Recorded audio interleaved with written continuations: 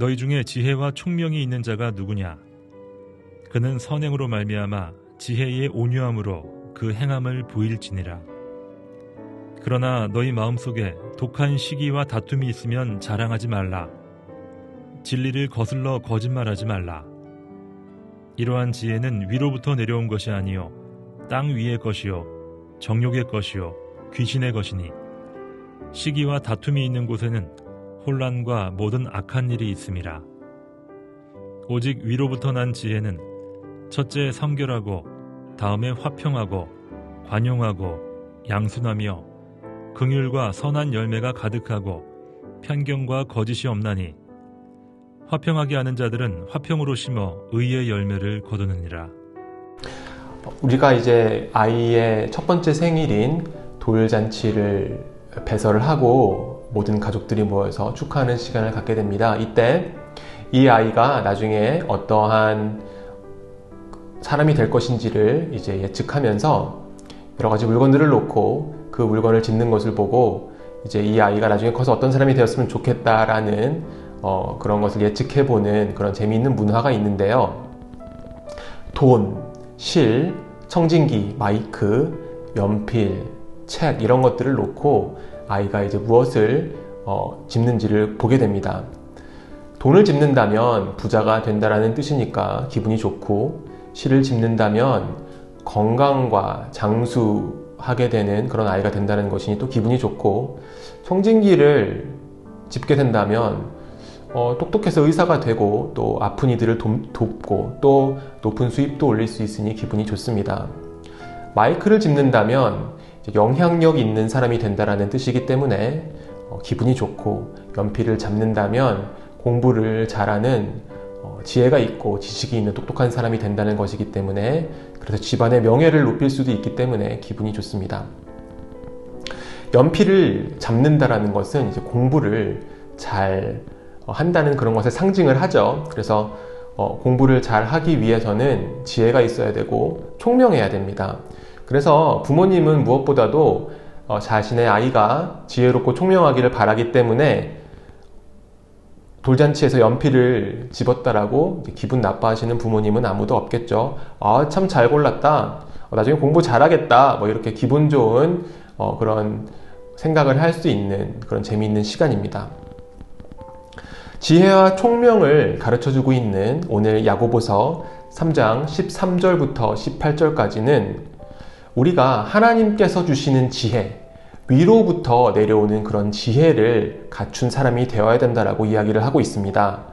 야고보 사도가 가르치고 있는 지혜와 총명은 우리가 세상적으로 흔히 말하는 지혜와 총명, 돌잔치에서 연필을 집었을 때, 그리고 그 아이가 잘 컸을 때 갖게 되는 그런 지혜와 비슷한 것일까, 혹은 다른 것일까 한번 살펴보기를 원합니다. 결론부터 이야기를 드리면, 야고보 사도가 이야기하는 지혜와 총명은 돌잔치에서 이야기를 하는 그런 연필이나 책을 골랐을 때에 말하는 지혜와 총명과는 차이가 있습니다. 하나님께서 주시는 지혜를 이야기할 때 참된 지혜의 특징이 있는데, 그것은 바로 그 지혜를 통해서 온유함이 드러난다라고 하는 것입니다. 13절에 너희 중에 지혜와 총명이 있는 자가 누구냐? 그는 선행으로 말미암아 지혜의 온유함으로 그 행함을 보일지니라 라고 기록되어 있습니다. 여기서 지혜자의 특징을 보여주는 중요한 단어가 바로 온유함입니다. 이 온유함이라는 단어를 살펴보면 헬라어로 프라우테스입니다. 이는 자기 자신의 중요성을 지나치게 의식하거나 인식하지 않는 그런 특징을 가지는 것으로 볼 수가 있습니다. 즉, 자기 중심성을 벗어난 상태라는 것이죠. 그래서 이 단어는 다르게 번역을 한다면 부드러움, 친절함, 겸손함, 예의 바름, 사려 깊음, 온유함 등으로 번역될 수가 있는 단어입니다. 우리가 온유함으로 대표되는 인물로는 성경에서 모세를 떠올릴 수가 있습니다. 민수기 12장 3절에 보면 이 사람 모세는 온유함이 지면의 모든 사람보다 승하더라 라고 기록이 되어 있습니다. 성경에서 모세를 온유하다라고 이야기할 때 이 온유함은 겸손한 것, 그리고 비천해지고 낮아지는 개념을 포함한다고 하는 것을 우리가 알아야 됩니다. 단순히 성격이 착하고 부드러워서 온유하다라는 그런 뜻을 넘어서서요, 낮아지고 넘어지고 비천해지는 그런 경험을 통해서 겸손함을 얻게 되었다라는 뜻을 가지고 있는 것입니다. 민수기 12장에는 구스 여자와 결혼한 모세를 아론과 미리암이 비방하는 장면이 나옵니다. 성경은 자신을 비방하고 대적하는 이들에 대한 모세의 반응을 자세히 다루고 있지는 않습니다. 그러나 우리가 문맥을 살펴볼 때, 그리고 또한 비슷한 사건이 일어났던 민수기 16장의 모세의 반응을 살펴볼 때, 모세는 자신에 대한 비방에 대해서 즉각적인 대응을 하지 않았다라고 우리가 추정할 수가 있습니다. 오히려 하나님께서 이 모세를 비방하는 자들의 비방을 들으시고요, 모세의 편을 들어주시고요, 그리고 그런 비방에 대한 벌로 미리암이 문둥병에 걸리게 됩니다. 결국 미리암은 모세의 중보기도를 통해서 고침을 받게 됩니다. 이 사건을 통해서 모세는 자신을 비방하는 자들에게 자기 같이 화내고 같이 비방하는 그런 모습을 보여주지가 않고 그들을 품고요. 그들을 참고 인내하고요. 그리고 결국에는 자신을 비방했던 미리암을 위해서 중보 기도를 하는 그런 온유한 모습을 보여주게 됩니다.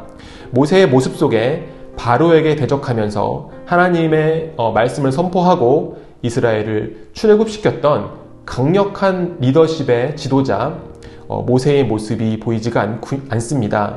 비슷한 사건이 생긴 민수기 16장 고라의 반역 앞에 모세는 묵묵히 기도하며 자기의 문제를 하나님 앞에 내려놓는 그런 온유한 하나님의 사람의 모습을 보여주고 있습니다. 이처럼 모세는 온유한 자였습니다. 그리고 이 온유함의 근거는 바로 그를 겸손한 자리, 낮아짐의 자리, 비천한 자리로 이끄셨던 하나님이셨습니다. 하나님께서는 모세를 파라오의 궁전에서 빼내셨어요. 광야에서 시간을 보내게 하셨습니다. 그리고 또한 하나님께서 다시 모세를 부르시며 그에게 사명을 주실 때 내 발에 신을 벗으라 라고 명령하셨죠. 모세는 하나님께서 빚으신 이 겸손한 모습 그리고 이 비천한 모습, 이 온유한 모습을 잘 간직하였습니다. 다시 본문으로 돌아오면 야고보 사도는 하나님으로부터 오는 지혜와 총명은 이 온유함이 나타나는 특징을 가진다라고 가르치고 있습니다. 이를 통해 우리는 위로부터 오는 지혜라는 것은 단순히 우리가 머리가 좋고 똑똑하고 공부를 잘하는 것을 의미하지 않고 그 이상의 것을 의미한다라는 것을 알 수가 있습니다. 바로 이 지혜와 총명이라는 것이 하나님과의 관계 안에서 이루어지는 지혜와 총명이라는 것입니다. 하나님의 하나님 되심을 온전히 바라볼 때, 그리고 피조물로서 나의 명확한 위치, 나의 낮아진 위치, 비천한 위치를 바라볼 때 내가 갖게 되는 이 온유함을 근거로 우리가 지혜를, 위로부터 오는 지혜를 얻을 수 있게 되는 것을 우리가 깨달을 수 있습니다. 이러한 지혜와 총명은요, 나를 자랑하고 나의 이익을 위해서 사용되는 것이 아니라 다른 사람과의 화평을 이루는데 귀하게 사용됨을 14절부터 18절까지가 가르쳐주고 있습니다. 17절은 온유함으로 나타나는 지혜의 특징을 구체적으로 묘사를 합니다. 오직 위로부터 난 지혜는 첫째, 성결하고 다음에 화평하고 관용하고 양순하며 긍휼과 선한 열매가 가득하고 편견과 거짓이 없나니. 첫째, 성결하다고 나와 있죠. 하나님과의 관계 안에서 성결한 모습인 것을 보여줍니다. 화평하고 이웃과 화평한, 이웃을 사랑하는 그런 모습이죠. 관용하고 인내하며 참는 모습입니다. 양순하며, 양순하다는 뜻은 어질고 순하다라는 뜻입니다.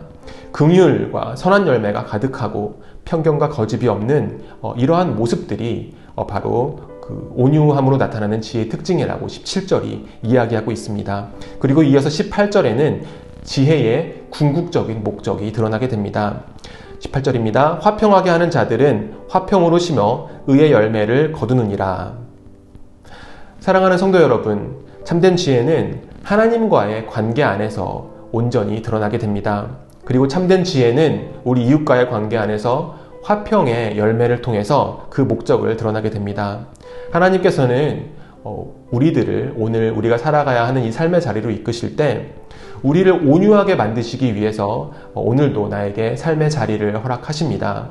이 온유함의 자리는요, 때로는 우리가 견디기 힘든, 나를 낮추고 나를 비천하게 만드는 그런 자리일 수도 있습니다. 그러나 우리 앞에 놓여져 있는 이 삶의 도전 앞에 내가 비록 비천해질지라도 내가 이 비천해지는 경험을 통해서 온유해진다면, 그래서 내가 하나님의 하나님 되심을 온전히 바라보고 나의 나됨을, 피조물됨을 온전히 깨달을 수 있게 된다면 내가 나의 비천하여짐을 받아들이겠습니다. 내가 그 삶의 자리에서 믿음으로써 믿음의 발걸음을 떼 나아가겠습니다 라고 결단하는 우리 귀한 성도님들 되시기 바랍니다.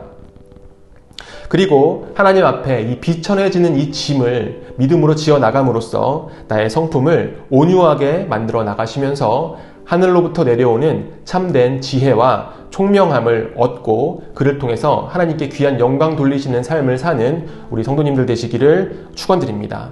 다 같이 기도하겠습니다. 사랑과 은혜가 많으신 하나님 아버지, 하나님께서 주시는 지혜는 온유함으로 나타나며 그리고 화평함으로 나타나는 것을 말씀을 통해서 다시 한번 생각하여 봅니다.